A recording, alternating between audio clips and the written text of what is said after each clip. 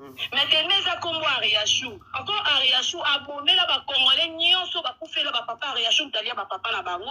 Ariachou abonné là ba Congolais nyonso ba maman na bango ba koufa. Ariachou talia ba maman na bango. Ariachou abonné là ba Congolais nyonso ba koufé là ba na Ariachou talia ba na bango. Donc ce cas comme Ariachou za na réseaux sociaux, comme luka bo kita mutu na ngana si. So yepembe na ngai. Et que la monique relation et puis ce qui est musique que naza na droit ko boya ya ko éviter s'il vous plaît.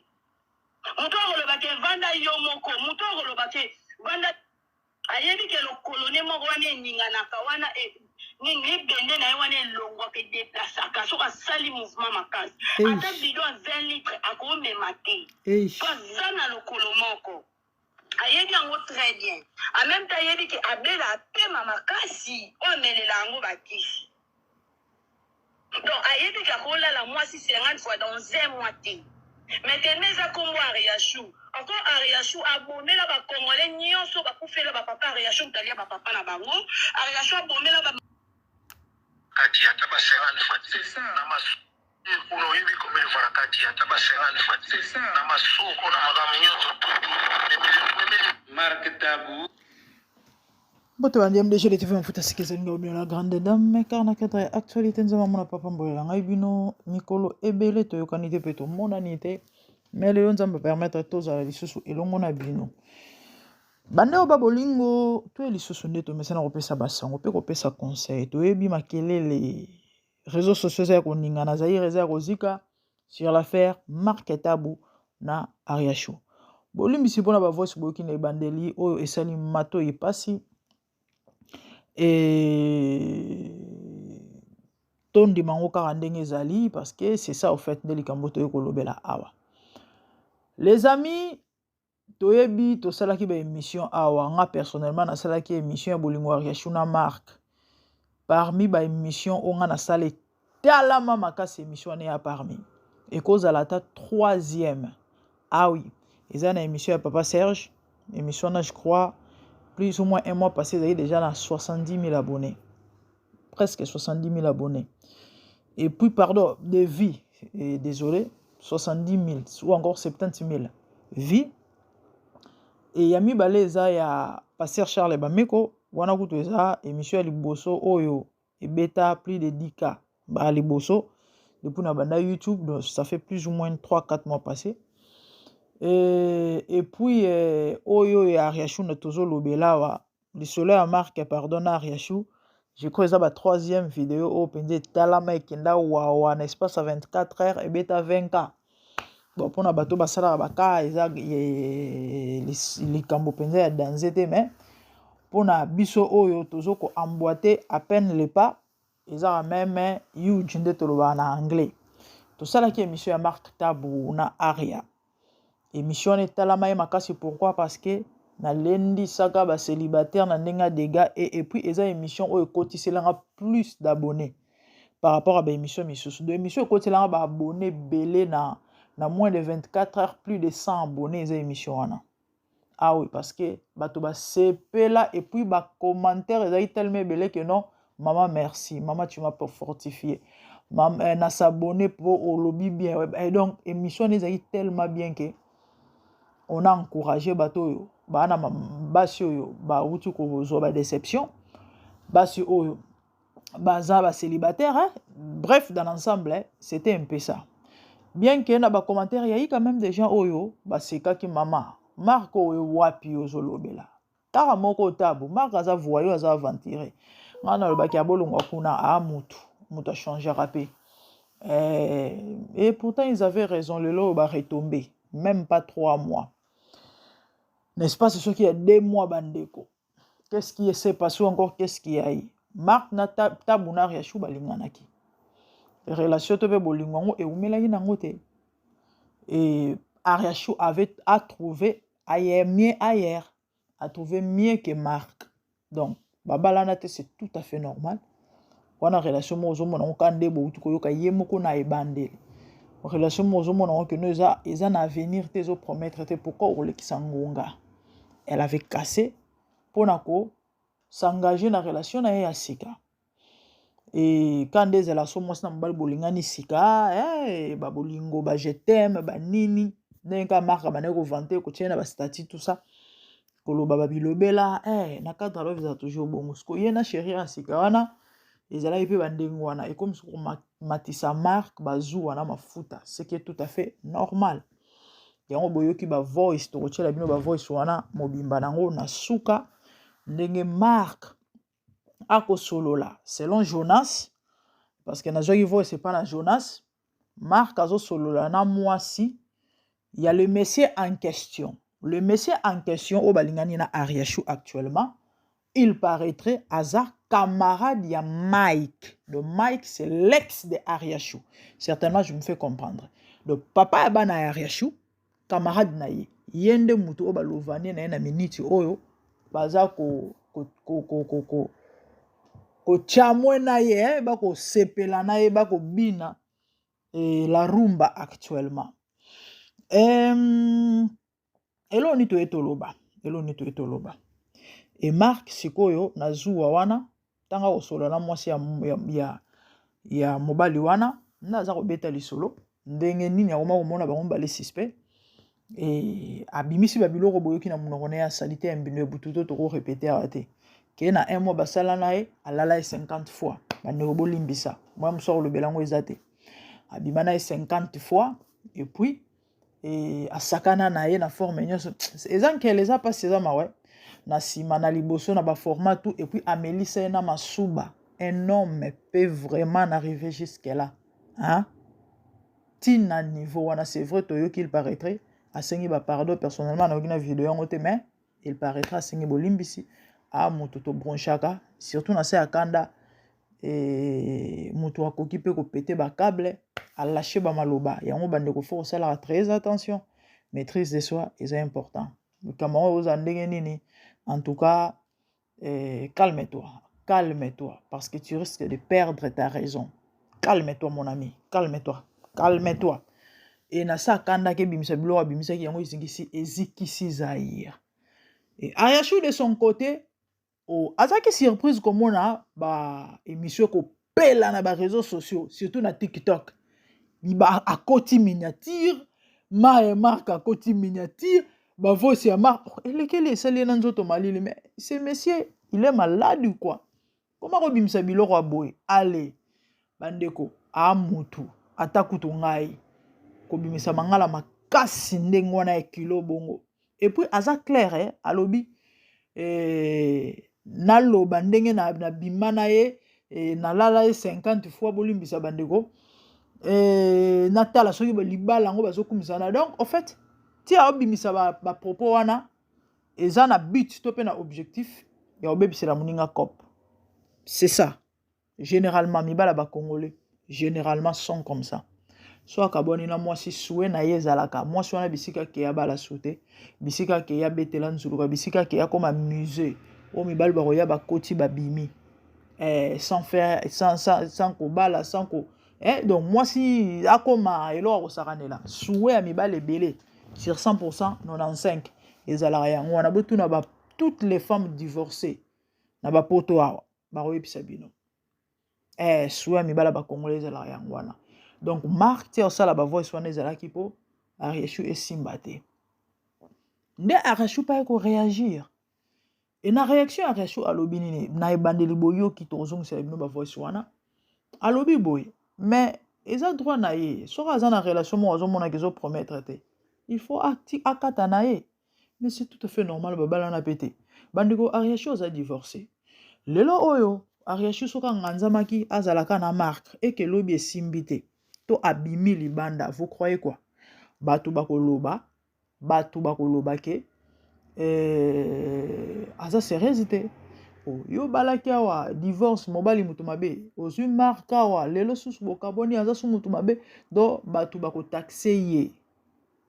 Lelo basi ebele bako andire na ba ménage. Libala etikala na forme na fond et puis c'est kufa. Ako memankolo pourquoi? Parce que a s'engagaki pour les meilleurs et pour les pires. Et à cause ça autrement te. Nene commence à le non na boy lobina memankolo. A expliquer bino ke Marc bilo abimisi aza conseil ka okosa parce que état ya santé na ye eko permettre ye te abima na mwasi 50 fois na un mois. Donc so tolobi tosala estimation ya 50 fois na un mois veut dire marque abanda kotumba Ariachou to utiliser ata ba argot. Marque abanda kotumba Ariachou 3 fois na mokolo. Tongo midi pourquoi? Pendant 31 jours. Pendant 31 jours. Et puis, moi, 2 jours, mon père bonus, au père, les gars, ça les 4 fois dans mon colo. Ah oui, parce que 30 jours, ton me dit pourquoi. Et ça, lui combien? Et pour les mathématiciens, na bêta qui calcule, na bêta qui, je crois que ça lui 45 fois. Ah oui. So, bah, ici 30, on a 30 jours. So, bah, ici 31 jours. Et puis, ici 48 fois. Donc, on a 2 jours, parce que 50 fois. Tu as 2 jours, et tu as 2 jours, on a 4, on a compte à bonus. Il y a des jours misusu alobi eza pratiquement impossible mais ata utu mutongo za santé malamu yango robot to mutu normal nzamba sala ata balobi que non yo za nzotologue à la 9e puissance yo ndo batra record mais non et puis na ba âge au car plus de 40 ans wana to plus de 45 ans presque 50 ans ou encore peut déjà 50 ans eza mois passé donc alobi état santé na ye azana problème à lo koloni azana ya ko sakana ta ko tombola bido 20 litres te doit-il na lokolo moko mususu eza kaka ah oui ça fait partie du corps hein? Et puis eza ba muscle eza mikuwa donc c'est tout à fait normal trop de mouvements et ko antisoki eza solo ba maréchaux solo ba et ko handicapé non seulement ça likolo nango a mutamala ya pema kutu est-ce que aroke deron na ndimite ronde moko masolo carré na ndimite ok na deuxième ronde malade ya pema kusakana na pema te. Donc, aza makambo alobi eza ya lokuta. Ariachou kutu amwana malamu à se défendre poliment et puis sagement. Biloko abimisi soki eza ya solo. Eke marque akwaki na poule neti ya Manuela Kitoko. Ma akokota ndako ti. Akokota ndako mpo kosambwa neti mbongo akala na ndenga dégâts. C'est ça l'histoire. Les amis, naye napesa conseil kande na mesa na kopesa. Bandeko ba bolingo, mutu nyonso na mokili oyo ya Nzambe qui que tu sois. Ezala ozana okoko prétendre kozala na nyonso hein parce qu'il y a des gens qui croient que akoka et pourtant mutu moko te na mokilo azala suffisant oko prétendre ozala nyonso mais yeba ke étant qu'humain wa toujours na faiblesse ezali eza mutu tout na mokilo azala na faiblesse OK sikoyo soko yebi ke yana batu ba yebi ke yo ozala na faiblesse to ezana batu ba yebi faiblesse na yo kotumbola bango te koluka ba problème te koluka ba problème te parce que bat nyusu ba ndenge moko te retour aux ata musuma be koleka po ba yebi faiblesse na yo bako étaler bako exposer yo ba aussi liso moi lolendo ozala nango parce que eloko esopi Mike na niveau moko bisiko bato bano respecter bon dimelanga basi belé ba respecter marque tabu ata mokete. Moi personnellement c'est un vieux que j'aimais de loin que j'appréciais surtout tant bon abana peno occupé pena ma muna été na bika que non abana pe osala ba émission et tout ça mais na ko landa marque 2 ans passé tant abana ko sala opération kitisa ba charge je me suis dit mais c'est un bon frère hein kokabe pesa mela mutu nyonso te ton argent en poche ata soki ba pesa ki yango pa ba kabela ki ata soki azoki yango na gouvernement ata soki même bongo eza ye abimisa na poche na ye asungaka bato apasi tomonaki na Congo ndeko wana. Moi je me suis dit mais vraiment c'est un bon frère de pesa ki moi ba valeur moi ba crédibilité nde et ça là qui attire attention na vers ye. Donc pour moi azaki neti moi exemplaire moko boye en bien na domaine moko songolo pakala mais bota lelo il a tout gâché. Un homme qui n'a aucun respect de la femme. Moi, des hommes mal polis. Façon à détester bango. Okoza na nyonso comme critère. Ya mibalonga na lingaka. Mbinga. Parce que moi, j'aime les hommes grands détails. Elongia moi bien. Maele. Bongo ezo sala. J'aime des hommes comme ça. Okoza na nyonso comme qualité. Ya mibalo na lingaka. So zaka poli mal éduqué.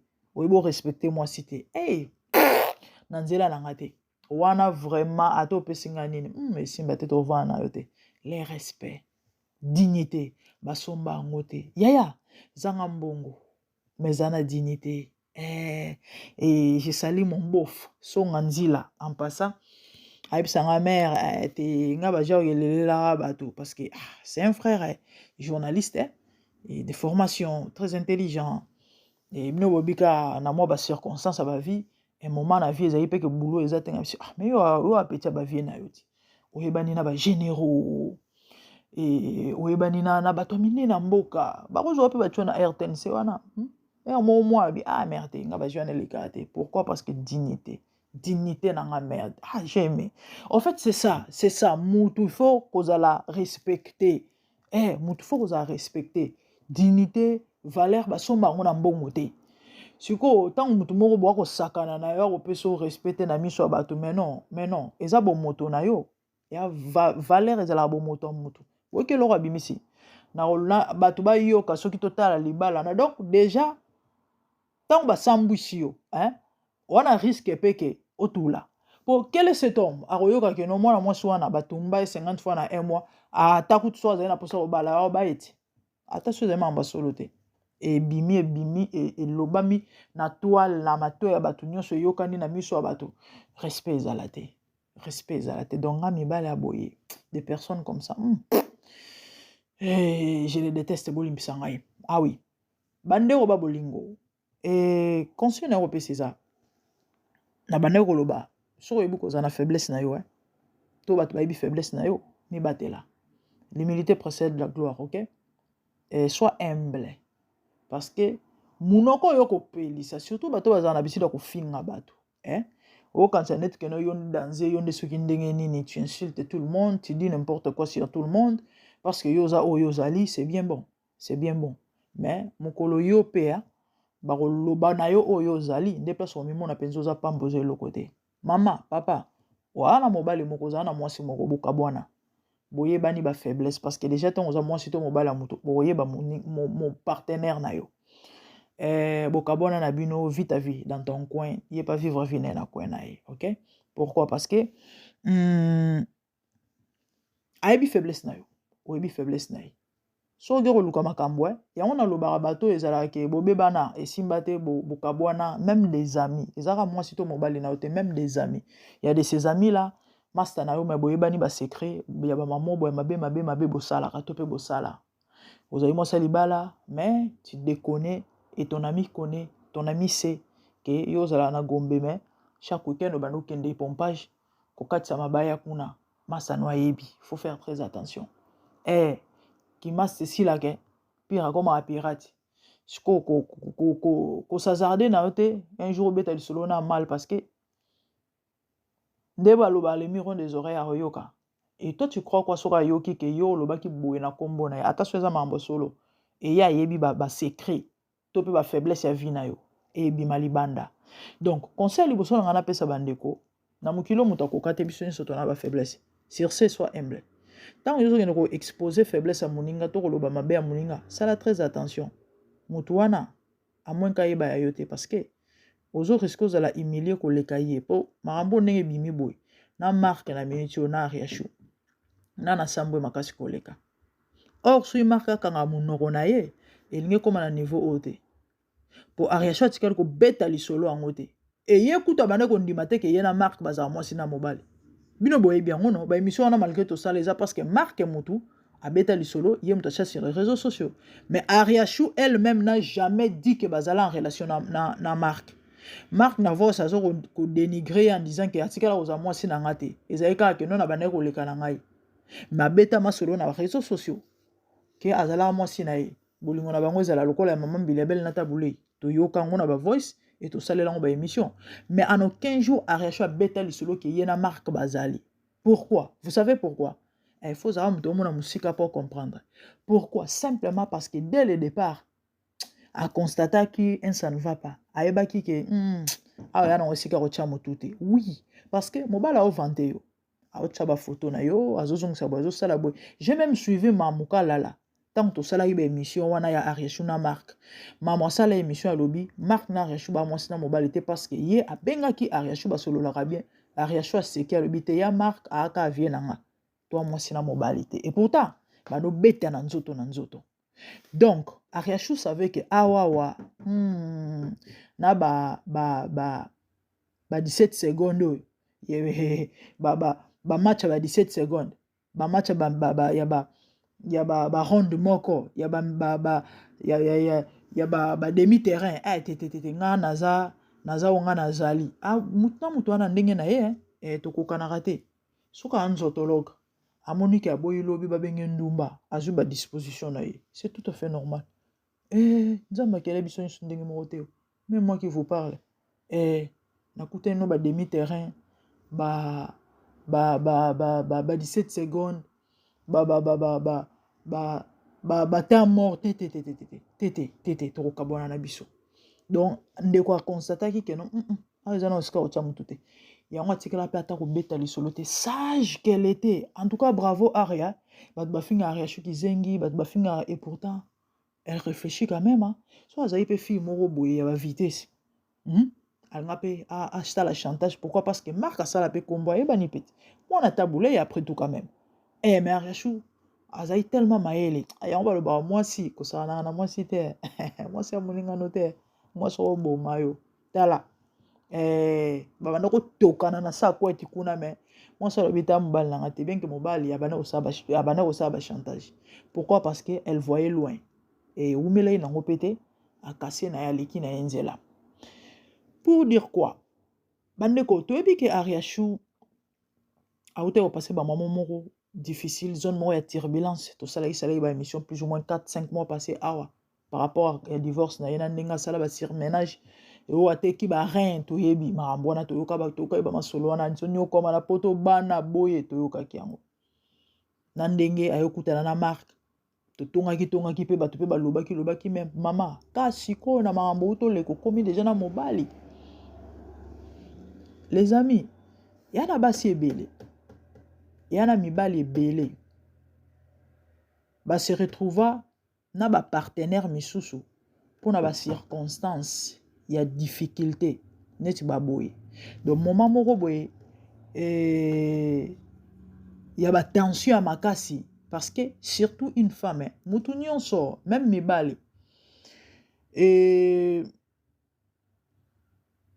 azala na besoin ntango wana ba problème azala na confort moko wana esika moko tia mutu wana esika moko ozolela wana place moko ozoko se réconforter. Ah oui, ça soulage parce que sans yango tu peux lâcher banere ko lâcher kati bilamba to abatu siko yana basi ebele ba se retrouver na ba mibali moko o bako lingate mais circonstance wana esali ke na lelelaka awa azali na problème moko surtout ba mabalo yo un messieurs se présenter wana zo consolera ye mikolo nyonso chérie calme-toi toi et sentir au s'apaiser na moi motema et ça là que comme place on se soulager pour un temps na chamutu. Et de même avec beaucoup des hommes surtout mibali batumba ba se belende ngwana. Pourquoi? Parce qu'azali na besoin il y a consolation, azali na besoin de confort, azali na besoin de chaleur, azali na besoin il y a soutien, il y a assistance wana. Mais mutu après qu'on se ressaisir et a eu ma disposition a été moi sauté pardon mobile te pardon net Ariachou après na ba moment mo difficile Marc azaki wana kokene kotika sala ba course kokene na rendez-vous hôpital kokene na bana na parc kokene restaurant to mona yango tu vois un peu elle s'est sentie quand même s'il faut to loba aimer. Donc c'est tout à fait normal na minute wana fala mi pesa kaka fala mi pesa ezalaka babiloko wana ezalaka ekomela bato ebele yango yo zoka conseil oyo on ne sait jamais via molai ezala prudente. Ah oui quand de baloba bazwa mokano na sa kanda te ezaka kanda te émotion oui nyonso feeling nyonso na se ya sentiment so y sentiment eleki makasi yana bato basala pe ba bêtise ba kometa pe ba connerie kanda souci difficulté yeba minko se confier na Nzambe yeba minko se confier na Nzambe yeba nzelo biso ebele biso ba misuso pe to leka plus tard on a regretté aussi donc faut faire très attention dans la vie yeba plus ko se confier na Nzambe quand on passe un moment difficile, parce que réconfort à solo, ils allaient nzambe. Consolateur ya solo, ils allaient nzambe. Il y a ils allaient soulagement, parce que soulagement, ils allaient, neti calmant moroboé. Hein? Voilà, migraine, moi aussi, la rato, mais moi calmant. Et quand il y a une minute, Dieu n'est pas comme ça. Dieu, lorsqu'il console réellement. Oh, Moïse m'a tout à yembi à lobby. Bato mokili bapangusanga mai na miso na matama me yo opikolanga mosisu elelisaka ngai donc nzambe akenda kotraite likambo na source yango na moment difficile mon ami yeba kosappuye na nzambe yeba kosattache na nzambe yeba kosa confiance na nzambe uka mabolongo na se senga secours alola nzambe apese yo motema apeso kimia nonsense what's this que okende ko s'appuyer na bateau parce que tu risques peut-être de regretter demain. Bota la neti oyo. Certainement recho simbi mutu aoki pasi. Boki kande alobi na ibande la voix wana tozo tshela bino yango. Ça lié pasi. À regretter de ça c'est sûr. Ah fallait pas. Qu'est-ce qui m'a poussé? Qu'est-ce qui m'a pris? Oh mon Dieu. Tande na sambwe. C'est ça. De yango moni elika na mutu ozala toujours dessus. Ah oui. Ah oui. Yamuke nazaki nango yango na mais pona chiter. Il paraîtrait mobile yango balingani na Ariachou camarade ya ex naï. Si cela est vrai. C'est vrai bolingo ya bizarre hein. Bolingo na frontière te. Na mwasi ya mobile yango bakabwana parce que il paraîtrait la dame en question azoloba que jamais kutu. Bana nae bakozala na marâtre Ariachou aza dignité ya robokolela ye bana. Donc ça sous-entend on dirait yena mwasi yango bazate donc tozo personnellement nazoye na côté wana nde nazoye ba penza trop te na certainement ta musuna mwasi bakabwana so ezaki na mwasi bakabwana kozala camarade ya mobile ya ex hein kozala camarade ya ex bon ça synonyme ozala ndeko na été hein c'est vrai bolingo ya bizarre et bakoki na bango kolingana soki ke mobile en question na mwasi ne bakabwana pour Ariachou na Mike bakabwana et les mariés en question sont na mobile na mwasi na les messieurs en question soki ke bakabwana bazala kate bon et que na Ariachou ba moni ke bazala na bango biso ba banani poto pekisa bango ya bolingo na bango mais soki ezaki na mwasi ne bazaka kaka moi je trouve que eza ida malamu te mais je doute que ezaki bazali hein parce que les solo on ngezo beta mais là on dirait moi c'est en na mobile on on dirait courant eza ezo et les carapenza les sous-sautés mais bon ezara ba bolingo moi ba risque hein ouais ya ba bolingo moi ba risque surtout mingi pour na biso ba africain précisément ba bantu na ba mindele ezala nango ouais et na ba mindele ezala trop mais ya nango lisumuté na miso nzambe et on ne sait jamais on ne sait jamais ezala rapé bien que ça ba carare ex ya camarade nanga nde mobile na ngai to nde mwasi na ngai bo ba bilongo ezala nango bavandi na bango mpe basali mpe foyer mais bon so eza ndenge wana biso tokoloba nini to mpe tokosala ici sino kosouhaite kaka ba bonne chance kosouhaite kaka ba good luck nzambe azala na bango mais sinon en tout cas tozosouhaite kaka ba bonheur hein?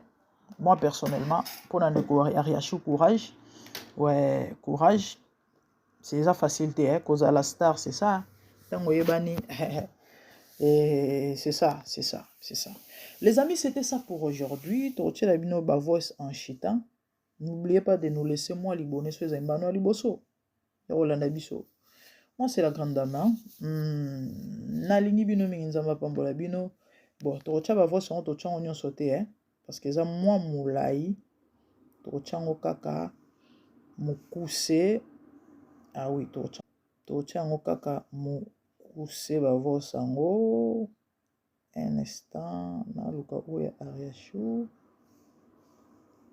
akufa Ariachou talia ba mama na bango Ariachou abomela ba congolais nyoso bakufela bana Ariachou talia bana na bango donc ce ka comme Ariachou eza na réseaux sociaux bokomo luka bokita mutu na nga na si so ye pembe na ngai ete nga na moni ke relation na biso eke musika te naza na droit ko boya ya ko éviter s'il vous plaît mutu akoloba ke vanda yo moko mutu akoloba ke Banda ayebi ke lokolo ne moko wana eninganaka wana nini bende na ye wana elongwaka edeplasaka soki asali mouvement makasi ata bido ya 20 litre akomema te po aza na lokolo moko ayebi yango très bien en même temps ayebi ke abela apema makasi oyo amelela yango bakisi donc ayebi ke akolala mwasi 50 fois dans un mois te maintenant eza kombo Ariachou encore Ariachou abomela bakongolais nyonso bakufela bapapa Ariachou talia bapapa na bango Ariachou abomela bakongolais nyonso bamama na bango bakufa